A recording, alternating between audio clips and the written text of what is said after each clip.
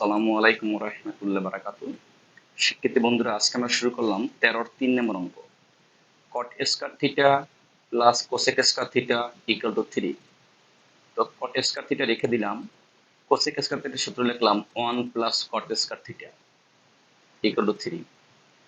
তো এখানে কট square theta প্লাসের, এখানে কট স্কয়ার থিটা প্লাসের দুটো যোগ করলে হয় 2 কট স্কয়ার থিটা ইকুয়াল 3। 1 কে পক্ষান্তর করেছি, এখানে ছিল প্লাস, হয়েছে মাইনাস।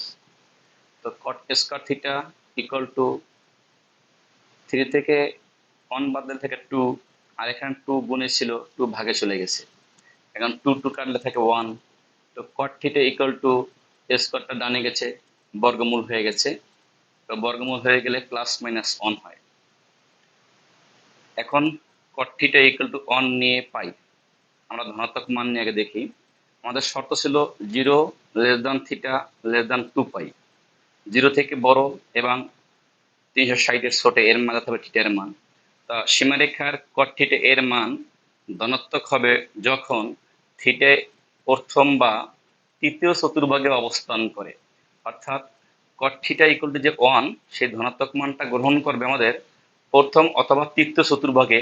থিটা প্রথম চতুর্ভাগে অবস্থান করলে কট থিটা ইকুয়াল টু 1। তো কট থিটা ইকুয়াল টু কট পাই/4। পাই এর মান হলো 180। 4 দিয়ে যদি আমরা 100 কে ভাগ করি তাহলে 45 ডিগ্রি হয়, কট 45/1।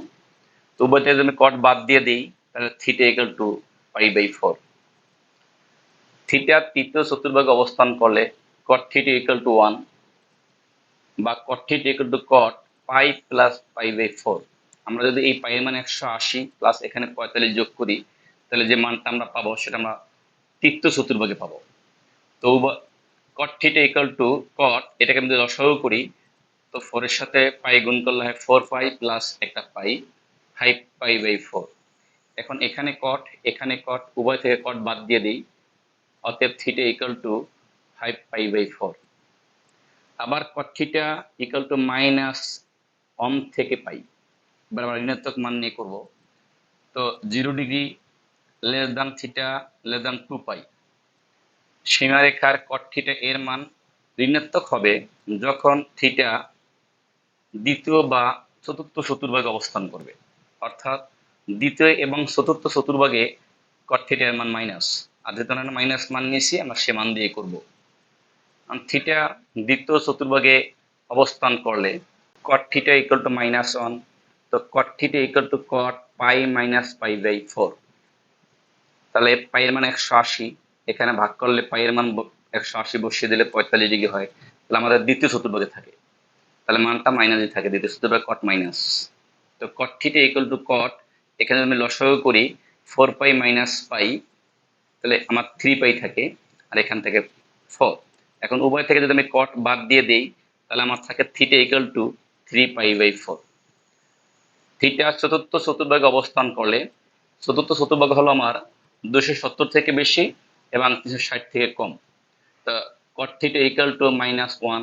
তো cot theta equal to cot 2 pi minus পাই/4। এখন আমি যদি এখানে এই পাইকে 2 দ্বারা গুণ করি, পাই এর মান যেহেতু 180, তাহলে আমার হবে 360। 360 থেকে যদি আমি 45 বাদ দিই চতুর্থ চতুর্ভাগই থাকবে। তো কট থিটা ইকুয়াল টু কট, এটাকে যদি আমি লসাগু করি 4 দ্বিগুণে 8, 8টা পাই থেকে আমি একটা পাই বাদ দেবো, তাহলে আমার 7 পাই/4। এখন এখানে আছে কট এখানে আছে কট, উভয় থেকে কট বাদ দিয়ে দেবো। তো থিটা ইকুয়াল টু 7 পাই/4।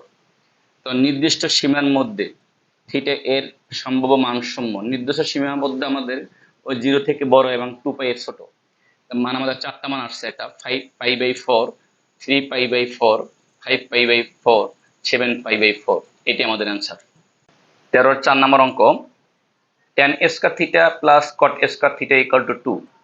তো tan স্কয়ার থিটা আমি রেখেই দিলাম, কট স্কয়ারের সূত্র লিখলাম 1 divide by tan square theta equal to 2। এটাকে আমি লসাগু করব। তো এটা নিচে মনে মনে আছে আমার 1, তো এখান থেকে tan স্কয়ার থিটা, তো লসাগু হয় আমার tan স্কয়ার থিটা।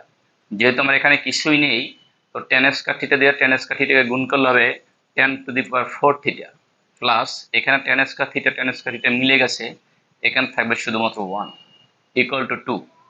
তো এখন 10 to the power 4 theta plus 1 equal to, আমি আর গুণ করব, এখানে 2 যেহেতু উপরে এর নিচে মনে মনে 1 আছে, তো 2 এর সাথে tan স্কয়ার থিটা গুণ, তাহলে হয় 2 tan স্কয়ার থিটা।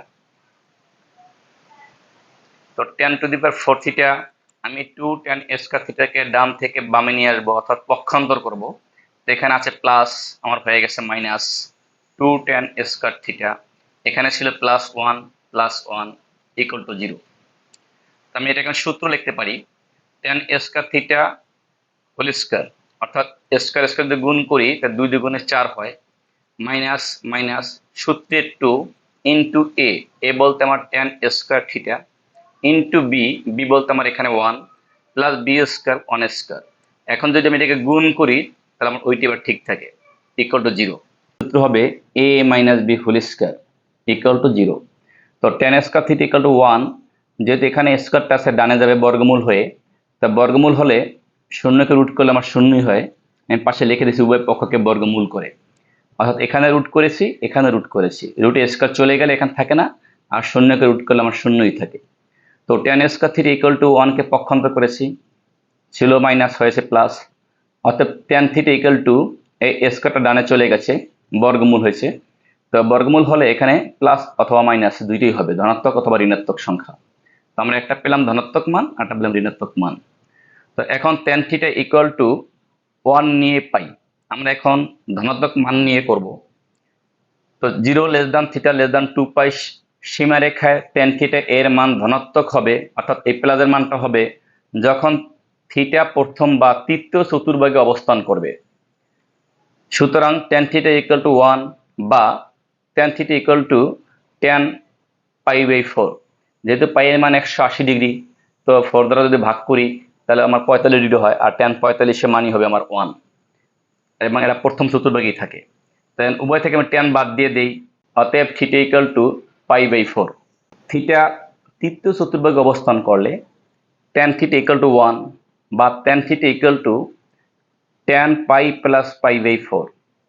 পাই এর মানে 180 প্লাস পাই বাই 4, এখানে হয় 45 ডিগ্রি, তাহলে আমাদের এরা তৃতীয় চতুর্ভাগে আমরা পাবো মানটা 180-র চেয়ে বেশি কিন্তু 270-এর চেয়ে কম।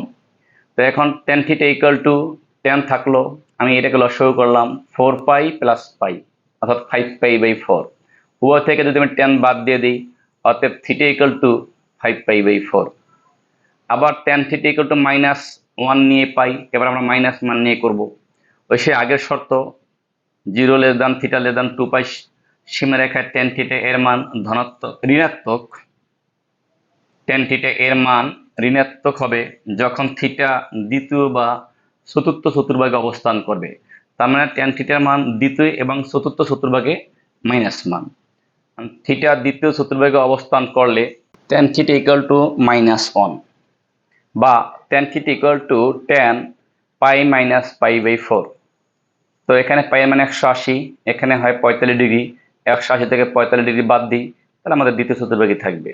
তো tan theta equal to tan, যদি আমি এটাকে লসাগু করি তাহলে 4 পাই মাইনাস পাই, তা 4টা পাই থেকে একটা পাই বিয়োগ হলে আমার 3 পাই বাই 4 থাকে, আমি উভয় থেকে tan বাদ দিয়ে দেব। তো theta equal to 3 pi by 4। Theta চতুর্থ চতুর্ভাগে অবস্থান করলে tan থিটা ইকুয়াল টু -1 বা tan theta equal to tan 2 pi minus pi by 4। তো এখন আমি যদি এই 2 পাই সাথে 4 গুণ করি তাহলে হয় 8 পাই থেকে একটা পাই বাদ দিলে আমার 7 পাই থাকবে।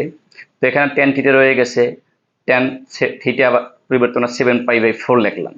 এখন উভয় থেকে আমি tan বাদ দিয়ে দেব, তো theta equal to 7 pi by 4।